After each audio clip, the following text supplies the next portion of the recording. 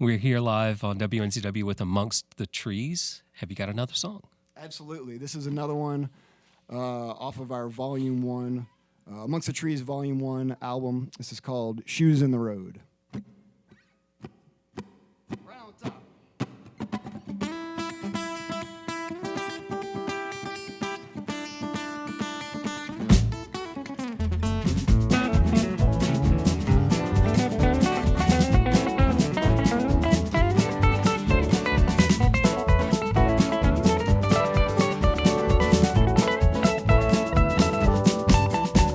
Reality has a hold on me. Four wheels on the ground, oh, nobody left to see. Backlit nothing as I pick up speed, yeah. Gotta get a grip, pull for the life of me. Accelerating patience, never mind the wait, it's all here now to see.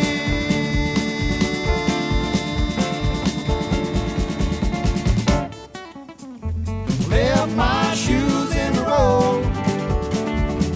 Didn't know that my story was untold. I left my shoes in the road. Didn't know, yeah, there was so much to unfold. Now I'm barefoot out in the cold. Oh, I'm barefoot out in the cold and snow because I left my shoes in the road. Oh, I left them in the road.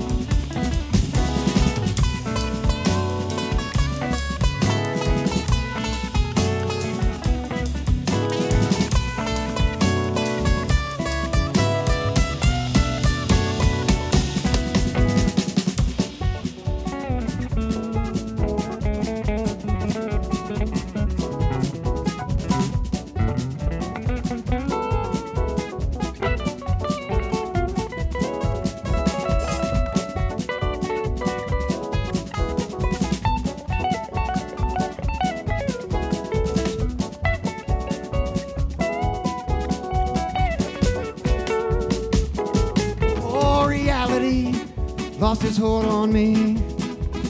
Whirls on the ground, oh, but nobody left to see.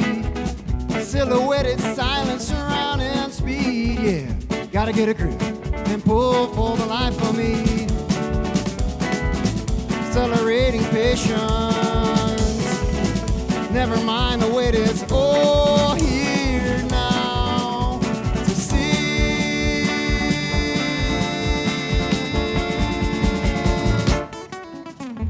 Left my shoes in the road. Didn't know that my story was untold.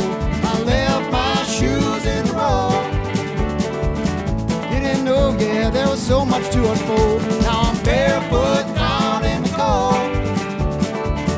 Oh, I'm barefoot out in the cold and snow because I left my shoes in the road.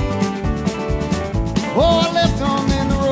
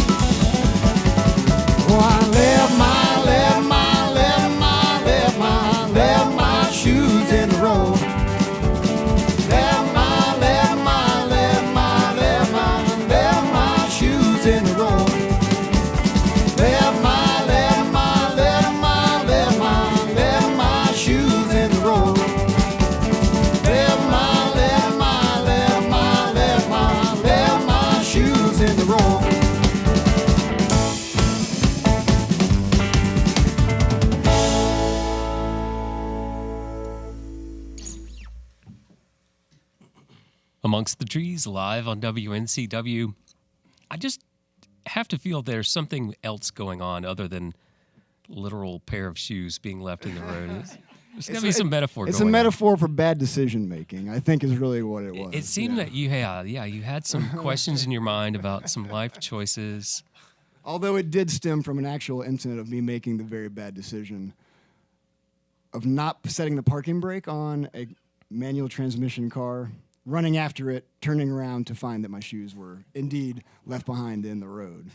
Did you catch the car? I did actually catch the car with inches to spare. Yeah. So the literal bad decision making becomes a metaphor for all of our collective, at times, poor decision making. Right. So 2023 looks like a pretty good year for Amongst the Trees because you got your first Studio B session, you got your first gig here at Barley's, you've had your first live record produced at Albino Skunk, also your first appearance there. Yeah, that's right. It was certainly an achievement year for us, and I think we sat down in January this year, and it was like, what cool things might we do? Because we have no illusions of grandeur, but we just love making music together as friends. That's kind of what it is first and foremost, and we love attending the Albino Skunk Music Festival. It is one of the coolest things, and anyone out there, even if you've heard of it, if you've never heard of it, it's a little piece of weird heaven on earth, and there's that word again. And so we attend, several of us attend pretty much every year, and so it was a goal for us to play on that stage, and just that experience was great. And so the engineer and myself, I said, I'm gonna bring the laptop. You were kind enough, Joe, to help facilitate some of this. And we were able to get the full multi-track recording, which, to my knowledge and yours and Zig and everyone with Skunk, no one's ever thought to do this idea before. I'm not taking any grand credit for that, but it turns out, what a cool place, and nobody's thought of that before. Yeah. So it's kind of amazing there hasn't been a live record until now. Right. I mean, you could put out an assortment of every year, and it would be an all-star album. It really would be. So, because the lineup they pulled together is so cool. So we got the full multi-track, and I mixed it down back at my studio, F&KY Records, down in Seneca, South Carolina. And I was just, that's the engineer's dream, is to have the vibe of live, but you get the multi-track thing, and so you can blend in the crowd noise, but still have the fun little studio, ability to play around with it. And so that was how the album came around. And with a live thing, you get home, and we're all, the kind of the glow of the weekend is worn off, and it's not until I pull the computer out, the Monday or Tuesday afterwards, that you even know if it's worth. Because I've certainly done that before, where you go, well, that was a nice idea. Yeah. But it turned out nice and happy and clean, and we left it in, warts and all, and mostly they're beautiful warts, right? We would say, or the warts that only we are aware of. And it's live, and it's real, and it's everything that we did and played there at Skunk, and it just got released to the world last week.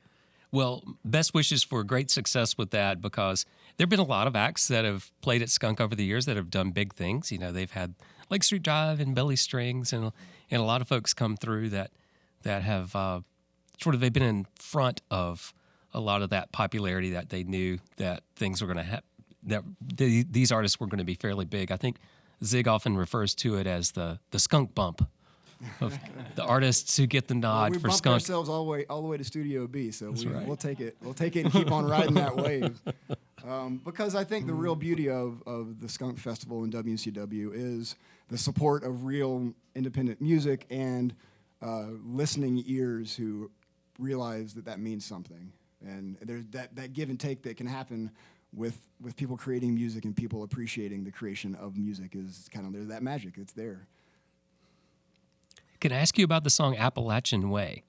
Okay, yeah. Because you're talking sure. about your heritage, your lineage, Yeah. the ancestors in the region. Tell us about your background, your ancestors, and how those stories are reflected in your lives and your music. Well, I'll speak to that song particularly, and then maybe if the other guys want to chime in with anything about their histories. I say that I have some sort of history filtered through the red clay for sure. But the song Appalachian Way was a song that I co-wrote with my friend Kim Paul. She's become a really valued friend and collaborator. And when you co-write with someone, sometimes it's kind of, I do the music, you do the words. Sometimes we all kind of sit together and mash it together. This was one that she came in with fairly complete. And she played it, and I kind of, well, she came in with the words, and I helped her tweak the music and all that.